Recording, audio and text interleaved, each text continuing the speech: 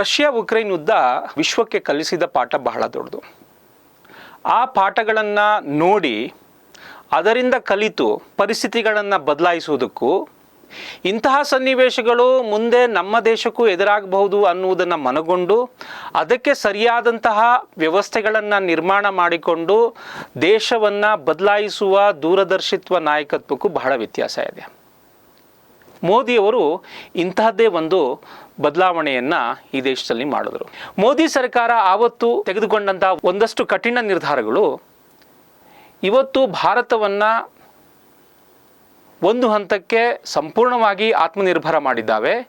ಜೊತೆಗೆ ಯುಕ್ರೇನ್ನಂಥ ಪರಿಸ್ಥಿತಿ ಭಾರತಕ್ಕೆ ಬಂದರೆ ಈ ಕಾರಣಗಳಿಗೆ ಭಾರತವನ್ನು ವಿದೇಶಿ ಶಕ್ತಿಗಳು ಸೋಲಿಸಲು ಸಾಧ್ಯವಿಲ್ಲ ಅನ್ನುವುದನ್ನು ಮಾಡಿ ತೋರಿಸಿದ್ದಾರೆ. ಅದು ಯಾವುವು ಅನ್ನುವುದನ್ನು ನೋಡೋಣ. ವಿಶ್ವದಲ್ಲಿ ಪರಮಾಣು ಬಾಂಬಿಗಿಂತಲೂ ಭೀಕರವಾದಂಥದ್ದು ಆರ್ಥಿಕ ದಿಗ್ಬಂಧನ. ಈಗ ರಷ್ಯಾ ಮತ್ತು ಯುಕ್ರೇನ್ ಯುದ್ಧದ ಸಂದರ್ಭದಲ್ಲಿ ಇದನ್ನು ನೀವು ಭಾಳಷ್ಟು ಕಡೆ ಕೇಳಿದ್ದೀರಿ. ಅಮೇರಿಕ ಹೇಗೆ ರಷ್ಯಾದ ಮೇಲೆ ಆರ್ಥಿಕ ದಿಗ್ಬಂಧನಗಳ ಹೇರ್ತು, ಅದರಿಂದ ರಷ್ಯಾಗೆ ಮಾತ್ರ ಅಲ್ಲ, ರಷ್ಯಾದ ಜೊತೆಗೆ ಬೇರೆ ಬೇರೆ ಕಾರಣಗಳಿಗೆ ಬೇರೆ ಬೇರೆ ರೀತಿಯ ಆರ್ಥಿಕ ಮತ್ತು ಅದರ ಹೊರಗಿನ ಸಂಬಂಧಗಳನ್ನ ಇಟ್ಟುಕೊಂಡಂಥ ಇತರ ರಾಷ್ಟ್ರಗಳಿಗೂ ಅದು ಹೇಗೆ ತೊಂದರೆ ಆಯಿತು ಅನ್ನೋದನ್ನು ನೀವು ನೋಡಿದ್ದೀರಿ. ಆರ್ಥಿಕ ದಿಗ್ಬಂಧನಕ್ಕೆ ಒಂದು ಬಹಳ ದೊಡ್ಡ ಇತಿಹಾಸ ಇದೆ. ಈ ರೀತಿಯ ಯುದ್ಧಗಳನ್ನು ಮಾಡುವುದು ಅದು ಒಂದು ದೂರಗಾಮಿ ಪರಿಣಾಮವನ್ನು ಕೊಡ್ತದೆ. ಜೊತೆಗೆ ಇದರಲ್ಲಿ ಸೈನ್ಯ ಶಕ್ತಿಯ ಬಳಕೆಯನ್ನು ಕಮ್ಮಿ ಮಾಡ್ಬೋದು. ಈ ದಿಗ್ಬಂಧನವನ್ನು ಹೇರುವ ರಾಷ್ಟ್ರಗಳಿಗೆ ಇದರ ಮೇಲೆ ವ್ಯಯಿಸುವ ಸಂಪತ್ತು ಕಮ್ಮಿ, ಆದರೆ ಇದು ಕೊಡುವ ಪರಿಣಾಮಗಳು ಬಹಳ ಗಂಭೀರ. ಹಾಗಾಗಿ ಆರ್ಥಿಕ ದಿಗ್ಬಂಧನ ಮಾಡುವಂತಹ ಪ್ರಯತ್ನ ಇತಿಹಾಸದುದ್ದಕ್ಕೂ ಆಗಿವೆ. ಒಂದಷ್ಟು ಕಡೆ ಅದು ಸಾಫಲ್ಯವನ್ನು ಕಂಡಿದೆ, ಒಂದಷ್ಟು ಕಡೆ ಅದು ಸೋತಿದೆ. ಹೀಗೆ ಇತಿಹಾಸದಲ್ಲಿ ನಮಗೆ ಈಗ ಆಧುನಿಕ ಜಗತ್ತು ಅಂತ ನಾವು ಏನು 15ನೇ ಶತಮಾನಗಳಿಂದ ನೋಡ್ತಾ ಹೋದರೆ, ಮೊದಲಿಗೆ ಇದರ ಪರಿಣಾಮ ನಮಗೆ ಕಂಡು ಬರುವಂಥದ್ದು ಒಂದು 14ನೇ ಶತಮಾನದಲ್ಲಿ ಅಟೋಮಾನ್ ತುರ್ಕರು ಕಾನ್ಸ್ಟಂಟಿನೋಪಲ್ನನ್ನು ವಶಪಡಿಸ್ಕೊಂಡಾಗ. ಆಗ ಅಲ್ಲಿಯ ತನಕ ಕಾನ್ಸ್ಟಂಟಿನೋಪಲ್ ಅನ್ನುವ ಒಂದು ಕಿರಿದಾದ ಭೂಭಾಗ ಯುರೋಪ್ ಮತ್ತು ಏಷ್ಯಾವನ್ನು ಸಂಧಿಸುವ ಮತ್ತು ಈ ಭೂಭಾಗಗಳಲ್ಲಿ ವ್ಯಾಪಾರ ಮಾಡಲಿಕ್ಕೆ ಬಳಸುವ ಒಂದು ದಾರಿಯ ಒಂದು ಬಹಳ ಮುಖ್ಯವಾದ ಸ್ಟ್ರಾಟಜಿಕ್ ಲೊಕೇಶನ್ ಆಗಿತ್ತು.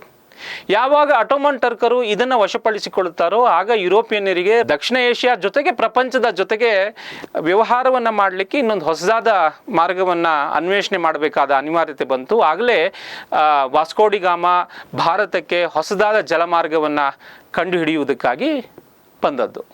ಒಂದು ಹಂತದಲ್ಲಿ ಕೊಲಂಬಸ್ ಅಮೆರಿಕಾವನ್ನು ಅನ್ವೇಷಣೆ ಮಾಡಿದ್ದು ಇದೇ ಕಾನ್ಸ್ಟಂಟಿನೋಪಲ್ನ ಪತನದ ಕಾರಣಕ್ಕೆ.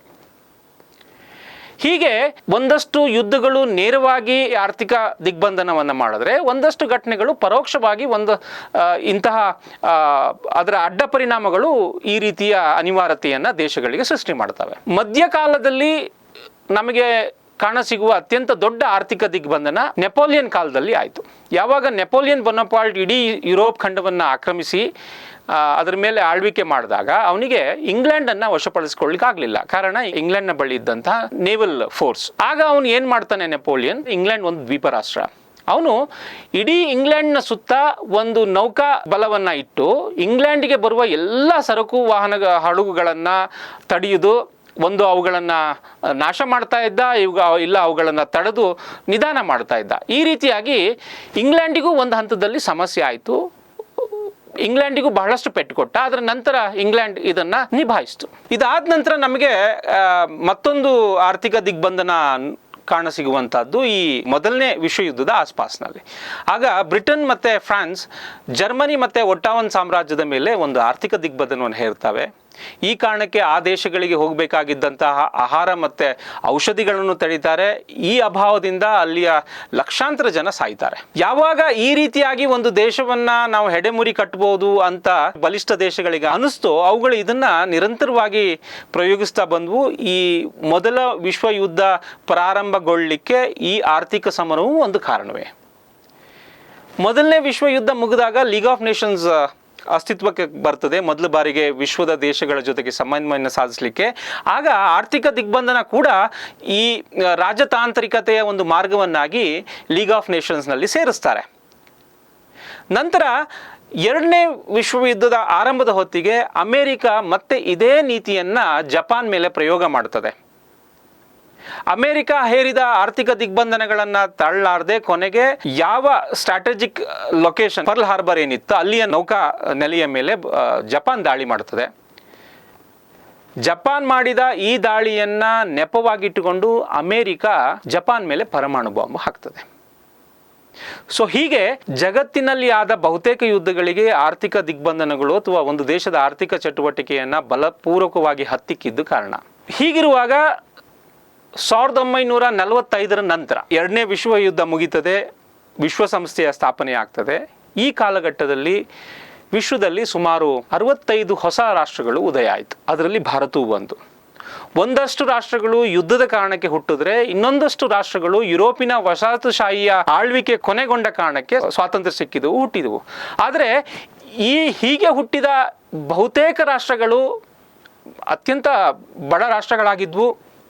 ಅವುಗಳ ಅಸ್ತಿತ್ವ ಉಳಿಬೇಕಾದರೆ ಅವರಿಗೆ ದೊಡ್ಡ ಮಟ್ಟದ ಧನರಾಶಿ ಬೇಕಿತ್ತು, ಸೈನ್ಯ ಕಟ್ಟಬೇಕಿತ್ತು. ಜೊತೆಗೆ ಆ ಕಾಲದಲ್ಲಿದ್ದ ವಿಶ್ವದ ದೈತ್ಯ ಶಕ್ತಿಗಳ ನಡುವೆ ಅವರನ್ನು ನಿಭಾಯಿಸಿಕೊಂಡು ಇವರ ಅಸ್ತಿತ್ವವನ್ನು ಕಾಪಾಡಿಕೊಳ್ಳಬೇಕಾದ ಅನಿವಾರ್ಯತೆ ಇತ್ತು. ಇಂತಹ ಕಾಲಘಟ್ಟದಲ್ಲಿ ಬಲಿಷ್ಠ ರಾಷ್ಟ್ರಗಳು ಒಂದಷ್ಟು ಹೊಸ ಯೋಚನೆಗಳನ್ನು ಮಾಡಿದ್ವು. ಅದರಲ್ಲಿ ಜಾಗತೀಕರಣ ಮತ್ತು ಓಪನ್ ಮಾರ್ಕೆಟ್. ಅವುಗಳ ಥಿಯರಿ ಹೀಗಿತ್ತು: ವಿಶ್ವದಲ್ಲಿ ದೇಶಗಳ ನಡುವೆ ವ್ಯಾಪಾರ ವ್ಯವಹಾರ ಹೆಚ್ಚಿದಷ್ಟು ಅವುಗಳ ಸಂಬಂಧ ವೃದ್ಧಿ ಆಗ್ತದೆ, ವಿಸ್ತಾರವಾದ ನಿಲ್ತದೆ.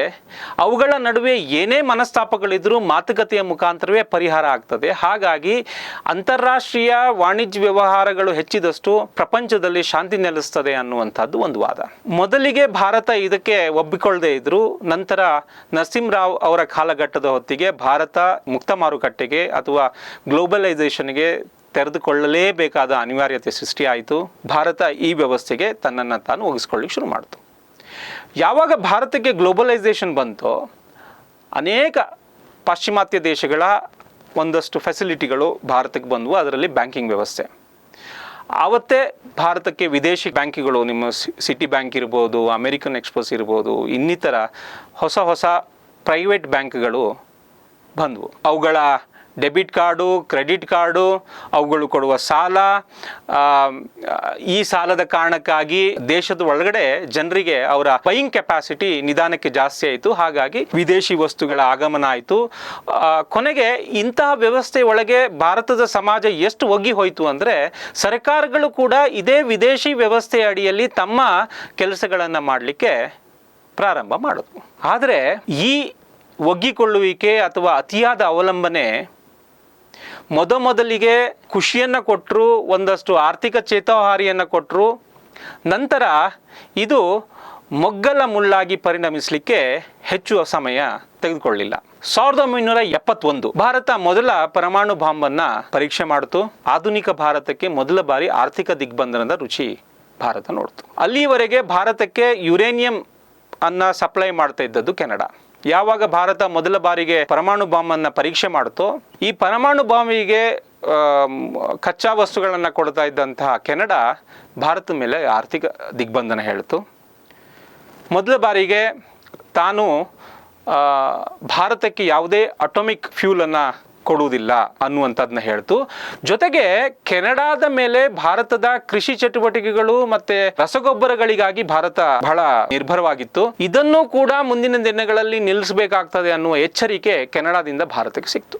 ನಂತರ 1991ರಲ್ಲಿ ಭಾರತ ಎರಡನೇ ಪರಮಾಣು ಬಾಂಬಿನ ಪರೀಕ್ಷೆ ಮಾಡಿದಾಗ ಅಮೆರಿಕ ಭಾರತದ ಮೇಲೆ ಆರ್ಥಿಕ ದಿಗ್ಬಂಧನ ಹೇರಿತು. ಕೆನಡಾ ಭಾರತಕ್ಕೆ ಹೇರಿದ ಆರ್ಥಿಕ ದಿಗ್ಬಂಧನ ಅಷ್ಟು ಪರಿಣಾಮಕಾರಿ ಆಗದೇ ಇದ್ರು.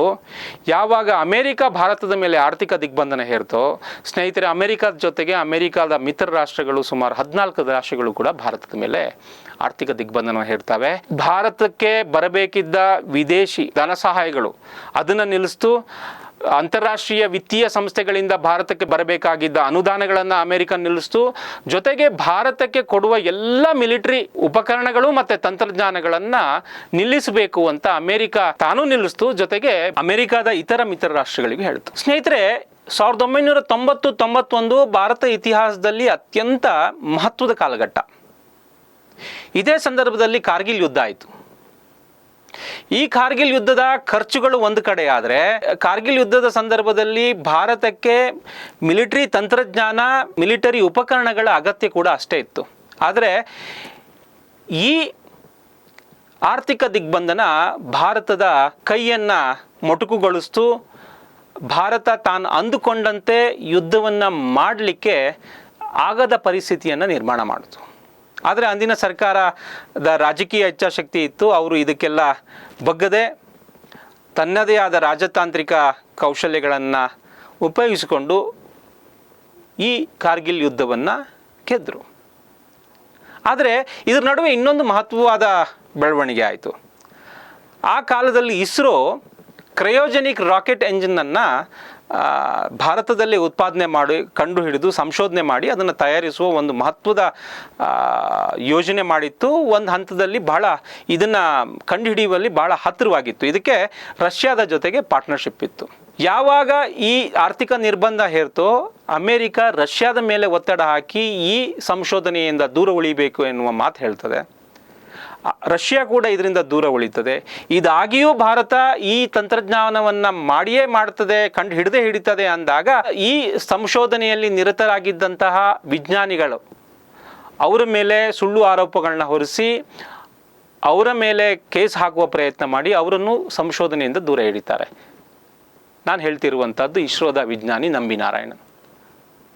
ಕೇರಳದಲ್ಲಿ ಅವ್ರ ಮೇಲೆ ದೇಶದ್ರೋಹಿ ಕೇಸ್ ಬೀಳ್ತದೆ. ಅವರನ್ನು ಪೊಲೀಸರು ಮನಸೋ ಇಚ್ಛೆ ಬಡಿತಾರೆ, ಅವರನ್ನು ದೇಶದ್ರೋಹಿ ಅಂತಾರೆ, ಅವರಿಗೆ ಮಾನಸಿಕ ಹಿಂಸೆ ಕೊಡ್ತಾರೆ. ಆದರೆ ಅವರ ಕಾನೂನು ಹೋರಾಟಗಳ ಪರಿಣಾಮದಿಂದಾಗಿ ಇವತ್ತು ಅವರು ದೋಷಮುಕ್ತರಾಗಿದ್ದಾರೆ. ಸರ್ಕಾರ ನ್ಯಾಯಾಲಯ ಅವರಿಗೆ ಬರಬೇಕಾಗಿದ್ದಂತಹ ಬಾಕಿ ಸಂಬಳಗಳು ಅಥವಾ ಇತರ ಸೌಲಭ್ಯಗಳನ್ನು ಕೊಡಬೇಕು ಅಂತ ಹೇಳಿದ್ದಾರೆ. ಇದು ಇನ್ನೊಂದು ವಿಚಾರ. ಆದರೆ ಈ ಆರ್ಥಿಕ ದಿಗ್ಬಂಧನಗಳು ಒಂದು ದೇಶವನ್ನು ಹೇಗೆ ಆ ದೇಶದ ಅಭಿವೃದ್ಧಿಯನ್ನು ಮಗ್ಗಲು ಮುಳ್ಳು ಮಾಡ್ತದೆ ಅನ್ನುವುದನ್ನು ಭಾರತಕ್ಕೆ ಈ ರೀತಿಯಾಗಿ ಅನುಭವ ಬಂತು. 1991ರಿಂದ 2001 ತನಕ ಭಾರತದ ಮೇಲೆ ನಿರಂತರವಾಗಿ ಆರ್ಥಿಕ ದಿಗ್ಬಂಧನಗಳು ಹೇರ್ತಾ ಬಂದವು. ಆದರೆ 2001ರಲ್ಲಿ ಒಂದು ಹಂತಕ್ಕೆ ಎಲ್ಲ ನಿರ್ಬಂಧಗಳು ತೆರವಾದವು. ಆದರೆ ಆವತ್ತಿನ ರಾಜಕೀಯ ಪ್ರಭುತ್ವ ಈ ಆರ್ಥಿಕ ದಿಗ್ಬಂಧನಗಳಿಂದ ದೇಶವನ್ನ ಹೊರಗೆ ತರಲಿಕ್ಕೆ, ಆದಷ್ಟು ಆತ್ಮನಿರ್ಭರ ಆಗಲಿಕ್ಕೆ ಏನು ಮಾಡಬೇಕು ಅನ್ನುವುದನ್ನು ಯೋಚನೆ ಮಾಡಿ ಒಂದಷ್ಟು ಯೋಜನೆಗಳನ್ನು ಅನುಷ್ಠಾನ ತಂದಿದ್ರೆ ಭಾರತ ಇವತ್ತು ಇನ್ನೂ ವೇಗವಾಗಿ ಅಭಿವೃದ್ಧಿ ಮಾಡಲಿಕ್ಕೆ ಸಾಧ್ಯ ಆಗ್ತಾ ಇತ್ತು. ಆದರೆ ಹಾಗಾಗಲಿಲ್ಲ. ಸ್ನೇಹಿತರೆ, 1969ರಲ್ಲಿ ಅಂದಿನ ಪ್ರಧಾನಿಯಾಗಿದ್ದ ಇಂದಿರಾ ಗಾಂಧಿ ಅವರು ಭಾರತದ ಬ್ಯಾಂಕುಗಳ ರಾಷ್ಟ್ರೀಕರಣ ಮಾಡ್ತಾರೆ. ಅವರು ಕೊಟ್ಟ ಕಾರಣ ಬ್ಯಾಂಕುಗಳು ಖಾಸಗಿ ವ್ಯಕ್ತಿಗಳ ಕಪಿಮುಷ್ಟಿಯಲ್ಲಿದ್ವು. ಹಾಗಾಗಿ ಜನಸಾಮಾನ್ಯರಿಗೆ ಅವುಗಳ ಸೇವೆ ಸಿಗ್ತಾ ಇಲ್ಲ. ಈ ಕಾರಣಕ್ಕಾಗಿ ಬ್ಯಾಂಕುಗಳನ್ನು ರಾಷ್ಟ್ರೀಕರಣ ಮಾಡಿ ಭಾರತದ ಬಡವರು, ಜನಸಾಮಾನ್ಯರು ಬ್ಯಾಂಕಿಂಗ್ ವ್ಯವಸ್ಥೆಯೊಳಗೆ ಬರಬೇಕು. ಅದು ಸರ್ಕಾರದ ಸ್ವಾಮಿತ್ವದಲ್ಲಿದ್ದಾಗ ಮಾತ್ರ ಸಾಧ್ಯ ಅನ್ನುತ್ತಾರೆ. ಆದರೆ ಅವ್ರು ಅಂದುಕೊಂಡಂತೆ ಯಾವುದೂ ಆಗಲಿಲ್ಲ. 2014ರಲ್ಲಿ ಯಾವಾಗ ನರೇಂದ್ರ ಮೋದಿ ಅವರು ಈ ದೇಶದ ಪ್ರಧಾನಿ ಆಗ್ತಾರೆ, ಅವರು ಇದನ್ನು ಸಾಧಿಸ್ತಾರೆ. 2014 ಆಗಸ್ಟ್ ರಂದು ಅವರು ಪ್ರಧಾನಮಂತ್ರಿ ಜನಧನ ಯೋಜನೆಯನ್ನು ಘೋಷಣೆ ಮಾಡ್ತಾರೆ. ಈ ಯೋಜನೆಯಡಿ ಬಡವರು ಝೀರೋ ಬ್ಯಾಲೆನ್ಸ್ ಅಕೌಂಟನ್ನು ಬ್ಯಾಂಕ್ಗಳಲ್ಲಿ ತೆರೀಬೋದು.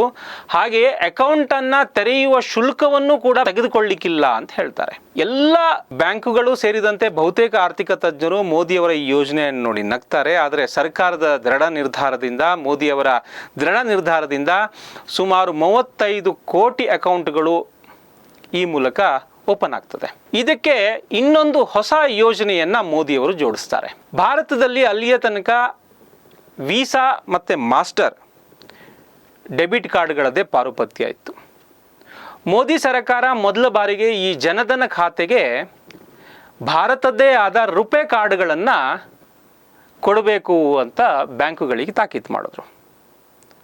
ಅಂದ ಹಾಗೆ ಈ ರುಪೇ ಕಾರ್ಡನ್ನು 2012ರಲ್ಲೇ ಸರ್ಕಾರ ಒಂದು ಹಂತಕ್ಕೆ ಅನುಮೋದನೆ ತಂದು ಚಾಲ್ತಿ ಕೊಡುವ ವ್ಯವಸ್ಥೆಯನ್ನು ಮಾಡ್ತು. ಆದರೆ 2012ರಲ್ಲಿ ಅಂದಿನ ಸರ್ಕಾರಗಳಿಗೆ ರಾಜಕೀಯ ಇಚ್ಛಾಶಕ್ತಿ ಇಲ್ಲದ ಕಾರಣ ಅದು ಯಶಸ್ವಿಯಾಗಿ ಜನಸಾಮಾನ್ಯರ ನಡುವೆ ಬರಲಿಲ್ಲ.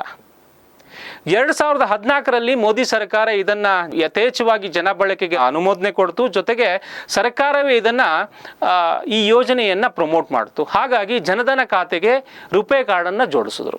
ನಂತರ Bharat digital payment system UPI ಜಾರಿಗೆ ತಂತು. ಇದಾಗಿ 6 ತಿಂಗಳಲ್ಲಿ ಮೋದಿ ಸರ್ಕಾರ ಡಿಮಾನಿಟೈಸೇಷನ್ ಅನೌನ್ಸ್ ಮಾಡಿದ್ರು. ಈ UPI ಪೇಮೆಂಟ್ ಏನು ನಾವು ಇವತ್ತು ಪೇಟಿಎಮ್, ರುಪೇ, ಗೂಗಲ್ ಪೇ ಅಂತ ಹೇಳ್ತೀವಿ, ಯಾವಾಗ ಮೋದಿ ಸರ್ಕಾರ ಇದನ್ನು ಸಂಸತ್ನಲ್ಲಿ ಘೋಷಣೆ ಮಾಡ್ತೋ ಆವತ್ತು ಅಂದಿನ ಸಂಸತ್ನಲ್ಲಿ ಮಾಜಿ ವಿತ್ತ ಸಚಿವರಾದಂತಹ ಚಿದಂಬರಂ, NCPಯ ಸಂಸದೆ ಸುಪ್ರಿಯಾ ಸುಳೆ ಬಹಳ ಕೇವಲವಾಗಿ ಮೋದಿ ಸರ್ಕಾರವನ್ನು ವಿಡಂಬನೆ ಮಾಡ್ತಾರೆ. ಈ ಯೋಜನೆ ಖಂಡಿತ ಸಾಫಲ್ಯ ಆಗೋದಿಲ್ಲ, ಇದು ಫ್ಲಾಪ್ ಯೋಜನೆ, ನೀವು ಜನರ ಹಾದಿ ತಪ್ತೀರಿ ಅಂತ. ಆದರೆ ಸ್ನೇಹಿತರೆ, ಯಾವಾಗ ಕೇಂದ್ರ ಸರ್ಕಾರ ಡಿಮಾನಿಟೈಸೇಷನ್ನ ಘೋಷಣೆ ಮಾಡ್ತದೆ, ಹೊಸ ನೋಟುಗಳನ್ನು ಚಾಲನೆಗೆ ತರ್ತಾರೆ, ಆ ಸಂದರ್ಭದಲ್ಲಿ ಜನರ ಮಧ್ಯ ಫಿಸಿಕಲ್ ಟ್ರಾನ್ಸಾಕ್ಷನ್ಗಳಿಗೆ ಹಣದ ಅಭಾವ ಇದ್ದ ಕಾರಣ UPIಯ ಬಳಕೆ ಹೆಚ್ಚಾಗ್ತದೆ. ಜನರು ಇದನ್ನು ಯಥೇಚ್ಛವಾಗಿ ಬಳಸಲಿಕ್ಕೆ ಶುರು ಮಾಡ್ತಾರೆ. ಹೀಗೆ ಜನಧನ, ರುಪೇ ಕಾರ್ಡ್ ಮತ್ತು UPI ಈ ಮೂರು ವ್ಯವಸ್ಥೆಗಳು ಒಟ್ಟಿಗೆ ಭಾರತದ ಬ್ಯಾಂಕಿಂಗ್ ಕ್ಷೇತ್ರಗಳಲ್ಲಿ ಒಂದು ಕ್ರಾಂತಿಕಾರಿ ಬದಲಾವಣೆ ಮಾಡಿದ್ವು.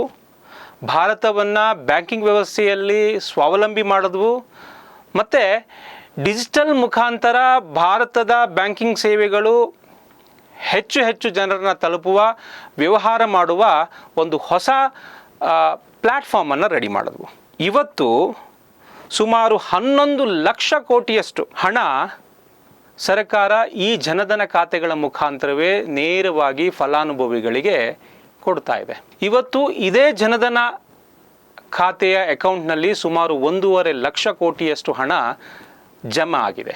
UPI ಮೂಲಕ ವ್ಯವಹಾರವನ್ನು ಮಾಡುವ ಯಾವ ಸ್ಕೀಮನ್ನು ಮೋದಿ ಸರ್ಕಾರ ಚಾಲನೆಗೆ ತಂದಾಗ ವಿರೋಧ ಪಕ್ಷಗಳು ಅಣಕಾಡಿದ್ವು, ಮೊದಲ ವರ್ಷದಲ್ಲಿ ಸುಮಾರು 800 ಕೋಟಿಗಳಷ್ಟು ವ್ಯವಹಾರ ವಾರ್ಷಿಕವಾಗಿ ಅದರಲ್ಲಾಯಿತು.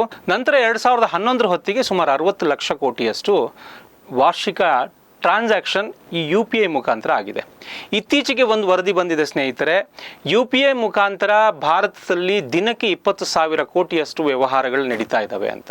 ಇವತ್ತು ಜಗತ್ತಿನಲ್ಲಿ ಡಿಜಿಟಲ್ ವ್ಯವಸ್ಥೆ ಮುಖಾಂತರ ನಡೆಯುವ ಒಟ್ಟು ವ್ಯವಹಾರಗಳಲ್ಲಿ ಭಾರತದ್ದು 40% ಪಾಲು. ಇದು ಸಾಧ್ಯ ಆಗಿದ್ದು ಮೋದಿಯವರ ದೂರದರ್ಶಿತ್ವದಿಂದ.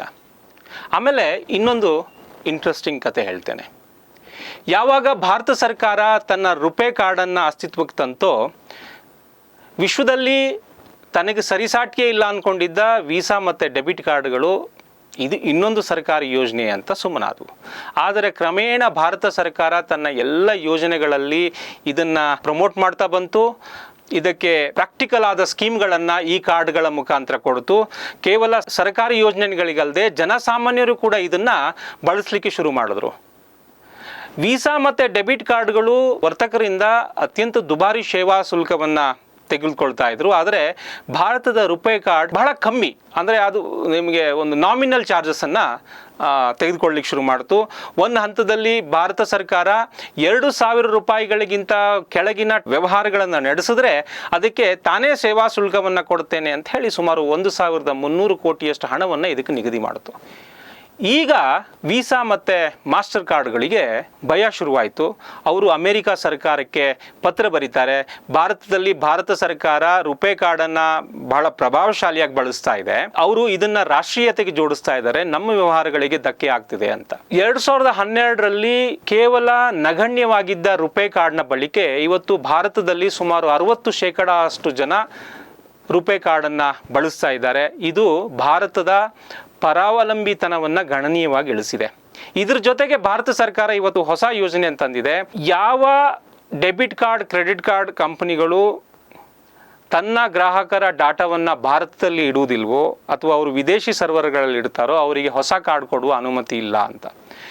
ಹೀಗಾಗಿ ಇವತ್ತು ವೀಸಾ ಮತ್ತು ಮಾಸ್ಟರ್ ಕಾರ್ಡ್ಗಳು ಭಾರತ ಸರ್ಕಾರದ ಈ ನೀತಿಯನ್ನು ಒಪ್ಪಿ ಭಾರತದಲ್ಲಿಯೇ ಅದನ್ನು ಇಡುವ ಒಂದು ವ್ಯವಸ್ಥೆ ನಿರ್ಮಾಣ ಆಗಿದೆ. ಬಹುಶಃ ಭಾರತದಲ್ಲಿ ರುಪೇ ಕಾರ್ಡ್ ಅಂತ ಆಲ್ಟರ್ನೇಟಿವ್ ಕಾರ್ಡ್ ಇಲ್ಲದೆ ಹೋಗಿದ್ರೆ ಇವುಗಳು ಭಾರತದ ಕೈ ತಿರುಗಿಸ್ತಾ ಇದ್ರು, ಭಾರತದ ರಾಜಕೀಯ ಶಕ್ತಿಯ ಮೇಲೆ ಪ್ರಭಾವ ಇರ್ತಾ ಇದ್ರು. ಈಗ ನೀವು ಕೇಳಬಹುದು, ಇದರಿಂದ ನೀವು ಸಾಧಿಸಿದ್ದೇನು ಅಂತ.